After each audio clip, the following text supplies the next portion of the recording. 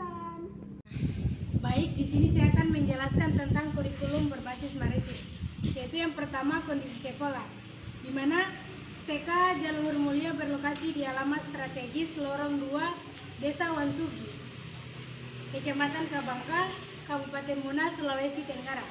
Lokasi sekolah ini berada di tengah-tengah kawasan yang memiliki kekayaan maritim beragam, menjadikannya tempat ideal untuk mengembangkan pendidikan berbasis maritim bagi anak usia dini. Lokasi yang memiliki karakteristik geografis yang unik dengan adanya dua ekosistem perairan yang saling terhubung namun berbeda. Di satu sisi kawasan ini berhadapan langsung dengan laut lepas yang menyediakan beragam hasil laut melimpah. Di sisi lain terdapat muara sungai yang membentuk habitat tersendiri dengan ekosistem yang khas. Kekayaan laut lepas di kawasan Muna menghasilkan berbagai jenis ikan, apalagi seperti tuna, cakalang, tongkol, dan kembung yang menjadi tangkapan utama para nelayan setempat. Selain itu, kawasan ini juga terkenal dengan budidaya air rumput laut jenis Euma dan Chaetoni dan Gracilaria yang berkualitas tinggi. Nah, yang kedua itu ada visi, di mana visinya menjadi lembaga pendidikan anak usia dini unggulan yang membentuk generasi maritim karakter kreatif dan berwawasan lingkungan berbasis kearifan lokal pesisir Wasolangka. Selanjutnya bagian ketiga yaitu misi, di mana misi dari kurikulum ini yaitu yang pertama menyelenggarakan PAUD yang holistik dan integratif dengan mengintegrasikan nilai-nilai kemaritiman dalam proses pembelajaran. Selanjutnya memfasilitasi perkembangan anak secara optimal melalui pendekatan pembelajaran yang menyenangkan, bermakna dan konseptual dengan memanfaatkan kekayaan intelektual sebagai sumber daya belajar. Yang ketiga, mengembangkan karakter kemaritiman pada anak yang meliputi keberanian, gotong royong, ketangguhan dan kecintaan terhadap lingkungan laut dan pesisir. Selanjutnya tujuan dari kurikulumnya ini yaitu menghasilkan lulusan yang memiliki kesiapan fisik, mental, sosial dan emosional untuk memasuki jenjang pendidikan dasar, serta mengembangkan potensi kecerdasan majemuk anak secara optimal melalui stimulasi yang sesuai dengan tahap perkembangan dan karakteristik individual anak. Nah, pada TK ini berkomitmen untuk membangun karakter maritim pada anak yang meliputi nilai keberanian, pantang menyerah, gotong royong dan adaptif terhadap perubahan, serta menumbuhkan kesadaran dan kepedulian terhadap pelestarian lingkungan laut dan muara melalui kebiasaan perilaku ramah lingkungan. Selain itu, TK Jalur Mulia juga memfasilitasi anak untuk mengenal dan mengapresiasi kearifan lokal masyarakat pesisir pantai dalam mengelola sumber daya maritim dan menciptakan lingkungan belajar yang menstimulasi kreativitas dan inovasi anak dalam konteks kemaritiman. Sekian saya, sekian, terima kasih.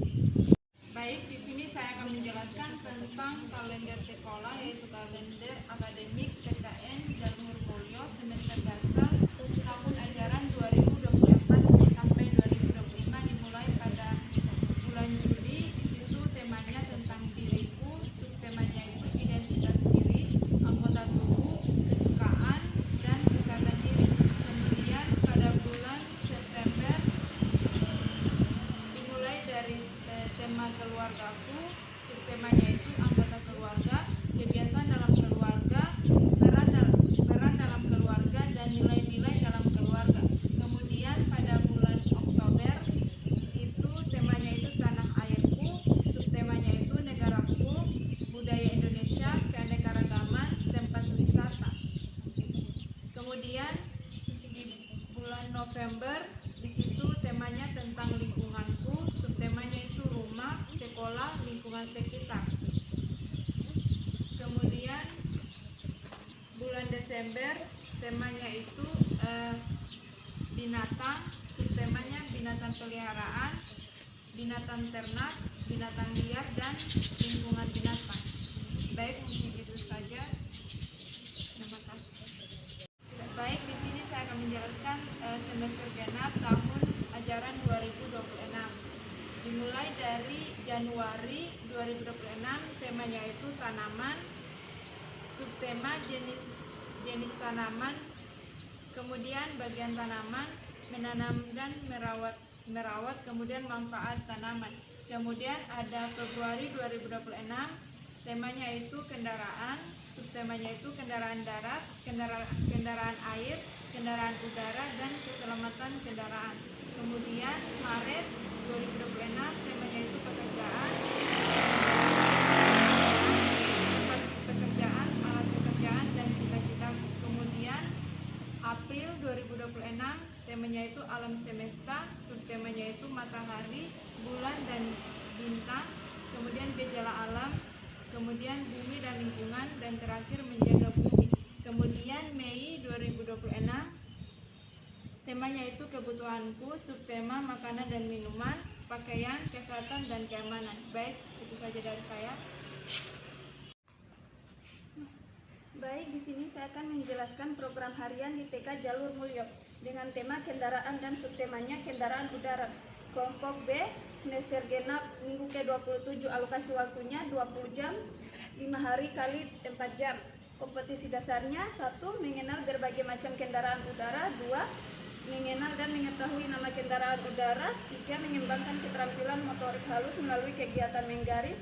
4. Mencocokkan gambar dengan namanya. Dan 5. Mengenal fungsi kendaraan udara. Indikator pencapaiannya itu 1. Anak mampu menyebutkan minimal 4 jenis kendaraan udara. 2. Anak mampu menggaris gambar kendaraan udara dengan benar. 3. Anak mampu menggaris nama kendaraan udara sesuai pola. 4. Anak mampu mencocokkan gambar kendaraan udara dengan namanya. Dan 5. Anak mampu menceritakan fungsi kendaraan udara.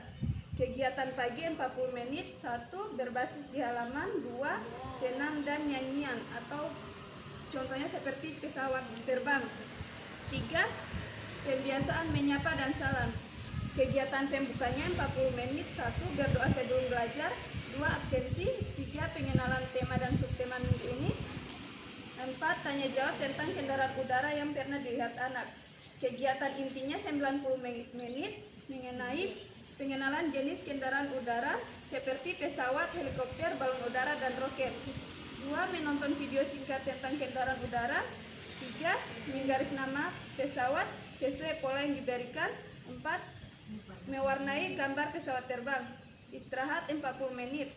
Kegiatan penutup 30 menit. 1. Mengulas kegiatan hari ini. 2. Menginformasikan kegiatan esok hari. 3. Berdoa sesuai belajar. Dan 4. Pulang. Media dan alat pembelajaran.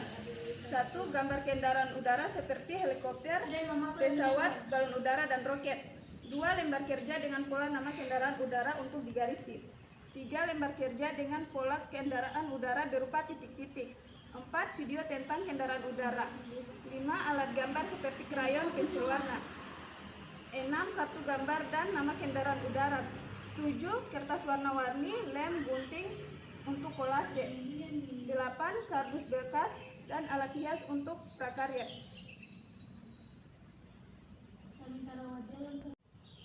Penilaian observasi. Aspek yang dinilai yaitu motorik halus atau kemampuan menggaris sesuai pola. 2. Kognitif, kemampuan mengenal dan mengingat nama kendaraan udara.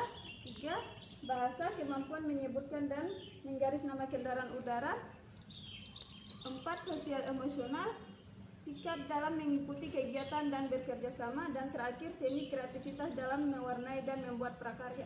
Sekian dari saya. Baik, itulah hasil dari presentasi kami. Bila ada kata mohon dimaafkan. Saya ucapkan bila itu. Wassalamualaikum warahmatullahi wabarakatuh.